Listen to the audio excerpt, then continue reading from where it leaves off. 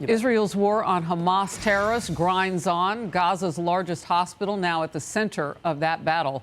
And it has caused thousands of Palestinians to flee for their lives. Their own people living amongst them, the Hamas terrorists, put them in harm's way. Innocent patients are still inside some of these buildings, and the IDF is now trying to help them get out. Here's what's been posted, a video saying our troops risked their lives to hand deliver 300 liters of fuel to the hospital for urgent medical purposes. Hamas forbade the hospital from taking it. The United Nations human rights chief claims both Israel and Hamas have committed war crimes. Israel's prime minister clapped back.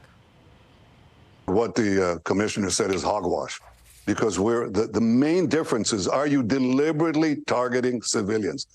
No, we're deliberately doing everything in our power to target the terrorists. That's clearly what Israel is doing. And what clearly Hamas is doing is the opposite. I think any civilian loss is a tragedy, and the blame should be placed squarely on Hamas.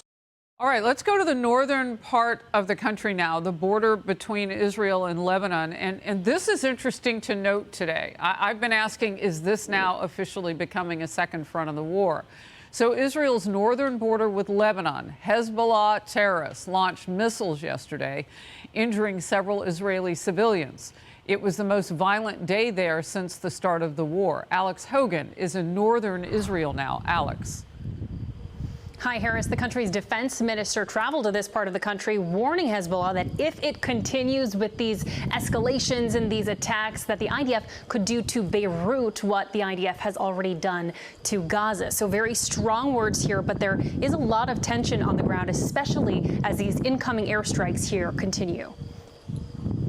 Hezbollah is has a more developed, military. They developed their warfare since the last war. All the rockets and launchers and basically all the military abilities they have. We're with the IDF in northern Israel. These were all fields converted into ammunition bases targeting Hezbollah sites on the other side of the border in Lebanon. This has become the most deadly conflict here on the northern border of Israel and Lebanon since 2006. For the safety of these soldiers, this location is undisclosed, but the IDF says in the air, fighter jets are striking Hezbollah weapons compounds and infrastructure, and on the ground, these troops are constantly watching the horizon for cross-border attacks. Hezbollah is a different story than Hamas in the southern border. Day 38 of the war in Gaza, the IDF says that it's found new Hamas bases in a university and a mosque. But the main focus remains under the area's largest hospital. There, the World Health Organization is warning that electricity has been out for days. And we're hearing that in the last 3 days, 32 patients in that hospital have died, including 3 NICU babies. World leaders in other countries are pledging to send ships to this part of the world as makeshift hospitals just off of the shore, and we're learning that the very first one, a ship from Turkey carrying medical equipment, has now arrived at the Rafah crossing on the Egyptian side. Harris. Wow, almost 40 days in, and finally some help arriving from other Arab nations around the Middle East. Thank you very much. In focus now, retired Navy Captain Brent Sadler, a former Pentagon official, now a senior fellow at the Heritage Foundation. Want to tick down a lot of points with you today. Welcome to the program. First of all, is it fair now to start asking about a potential second front to the north in Israel as they fight Hezbollah terrorists in Lebanon? Well, I think that second front's been active fairly early on, this conflict with Hamas. So it's not a new front, but clearly Hamas has not unleashed the full weight of its missile arsenal yet. Hezbollah? And that actually could really ratchet up the pressure on Israel and their armory for defenses. Yeah. You had said Hamas. I'm just thinking Hezbollah. Yeah, and what is their capability, actually? I know it's north of 150,000 missiles, and they're already targeting Israeli civilians. Is there some sort of coordination, do you think, now between Hamas and Hezbollah?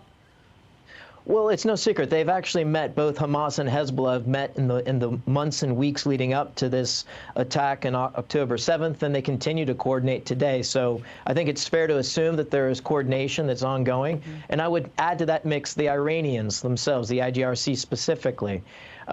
But of course, the number of weapons, the missiles that Hezbollah has, if you add into what's already been used to defend against those attacks from Hamas, it runs the real risk of Israel running out of its munition and what we call in the Navy going Winchester. And if that happens, then Israel has less ability to defend against these attacks. And it's Hezbollah that has the ability to basically deplete those defenses. Wow. And while we still haven't been able to move with sending more aid within the House, on the Hill, Capitol Hill, they got to get it together. All right, here we go. More fighting now against us, against our men and women stationed in the region. And if we pop up that map, you'll be able to see just how many areas that the enemy can target.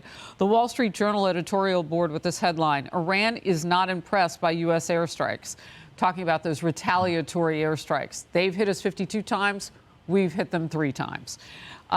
And written before this latest strike, a quote: Iran's militias try to kill Americans and the U.S. targets ammo dumps. Is that fair?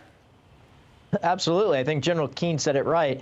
At this stage, simply just posturing and giving words through diplomacy is not enough to actually stop these attacks. It hasn't stopped these attacks. And just doing 1 or 2 pinprick on either empty buildings or a place where you may have a small gathering of some of these proxy forces is not enough. You have to hit more widespread, and you have to go after the leadership. And I think Senator Warner's off base, or at least is getting it wrong. It's not simply the positioning of a carrier strike group and a SSGN submarine with 154 Tomahawk cruise missiles that deters. It's actually the willingness to use it. And this administration needs to show that it's willing to use its full force to deter further attacks. I get more confused every time I hear some of these people talk. Secretary Lloyd Austin says we will do what is necessary to protect our troops, and then they don't do that. Real quickly, 9 Americans, a 3-year-old among them, the hostages.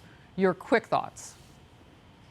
No, I think Americans need to remember that Hamas has killed also dozens of Americans in their October 7th attack, and currently are holding those 9, and perhaps a 10th if you add in the green card holder that's also in the count. Yeah.